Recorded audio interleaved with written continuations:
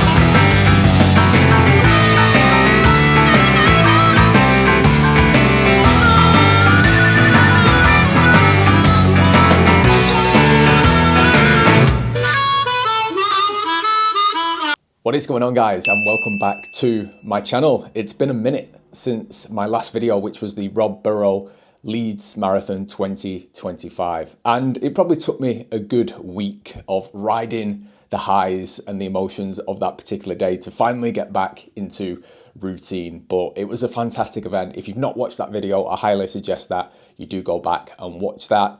And if you did, and if you came from that video, I really appreciate all the love and support. We are now starting what is going to be a new preparation series. So you would have seen the title of the thumbnail, and that is Road to Ultra Marathon. And this is going to be the next stepping stone for me in my journey when it comes to running and challenge an event. I'm always somebody that likes to push myself, likes to seek challenge, seek that personal growth. So that's why I decided to book on to the next event that I will be doing, and that is the Beyond Manchester 55k ultra marathon. Going to be the biggest challenge that I've done so far. It's going to be the longest distance that I've covered in a single event on feet, and that in itself excites me, it scares me, and of course it's going to teach me again more about myself, which is why each time I go out for a run or each time I do an event, I'm always looking for the lessons, looking what, that particular moment or that experience, can teach me, so that I can grow and I can develop from that and, enjoy the process. I don't for a moment believe that this is going to be easy and it's going to be straightforward. I don't think any marathon that I've run so far is going to be straightforward. So, to add in an extra 13 kilometers on top of that, which again, for some people, that may seem like it's not a great deal, but again, it is for me. It's that next stepping stone. If we want to do a longer distance from that, which I'm not ruling out in the future, then of course we can take that on. But 55k is where we are setting out on our very first ultra marathon experience. So I just wanted to make this kind of small documentary style series of the preparations leading into this particular event. So shorter videos than what I'm used to making, but what I wanted to try and focus on is I'm still going to bring a little bit of that vlog style. That'll be the foundation of each video and each episode that I'm going to make, but I just wanted to hone in on a specific kind of preparation point. In this particular video, what you're going to see today is I'm just going to show you how my strength training looks. And one thing with the marathon that I just did, it exposed a lot of weaknesses that I need to work on in preparation for this particular event. After 25 kilometers in the last marathon, of course, I felt that my hamstrings were very kind of like crampy. My calves were a little bit stiff and sore. And I've also kind of realized that my hips and my glutes are a little bit weaker. So we're really going to focus all of our training inside the gym on improving this. I need to also build the strength in the legs, but I also need to build that robustness. I need to build that stability in certain muscle groups so that, again, I can actually go that duration. You know, if I'm getting cramp at 25 kilometers or I'm not feeling great, that's like less than half the distance that I need to go. So I want to try and go into this event as strong and as prepared as possible, and that starts with the gym work. So what I'm going to do is I'm going to see you inside the gym. Let's get it.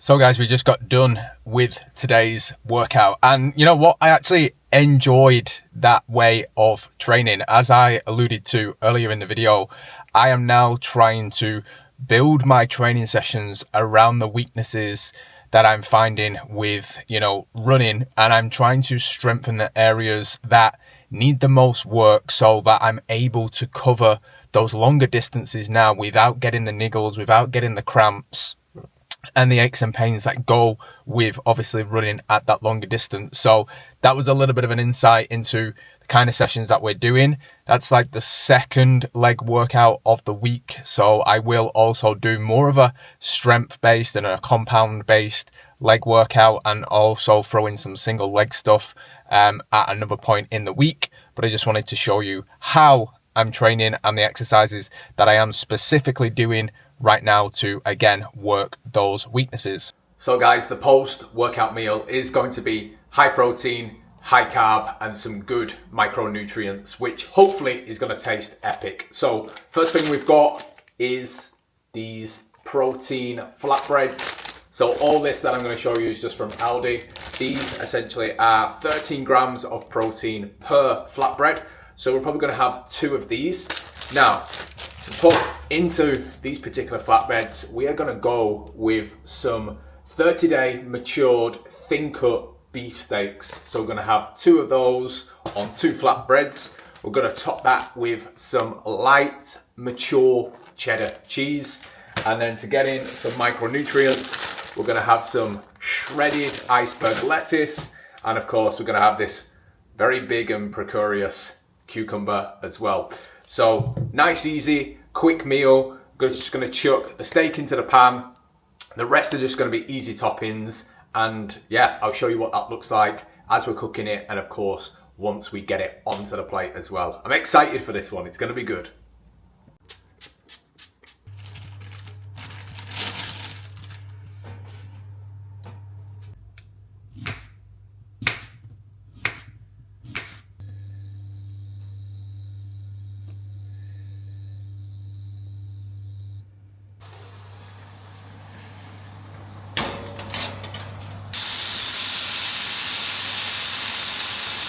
So guys, there we have it. The 2 steak and cheese flatbreads with salad and some hot sauce, and then an extra bit of salad just around the outside for the extra micronutrients. That is bang on.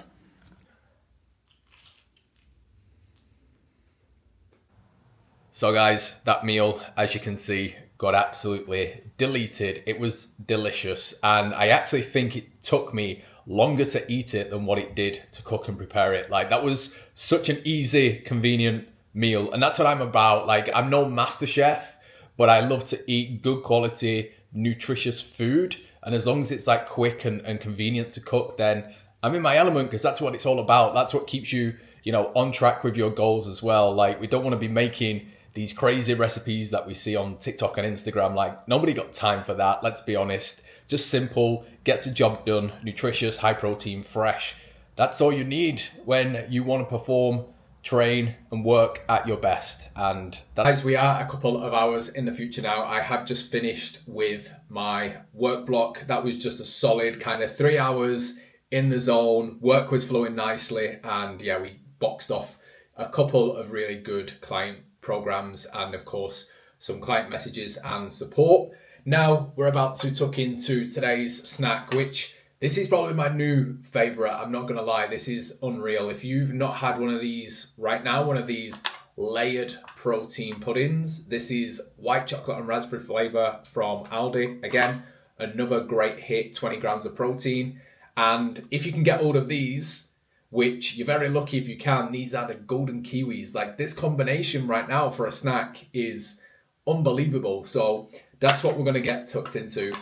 However, I'm not going to keep you for much longer. I just, like I said at the start of this video, wanted to create just shorter, snappier series and just bring different topics to each individual video, not just doing the daily vlogs and the cinematic stuff. I wanted to show you, what strength training looks like you would have seen today. I'll potentially look at, full days of eating where I mainly show you the food alongside obviously the vlog style, just day-to-day life as well.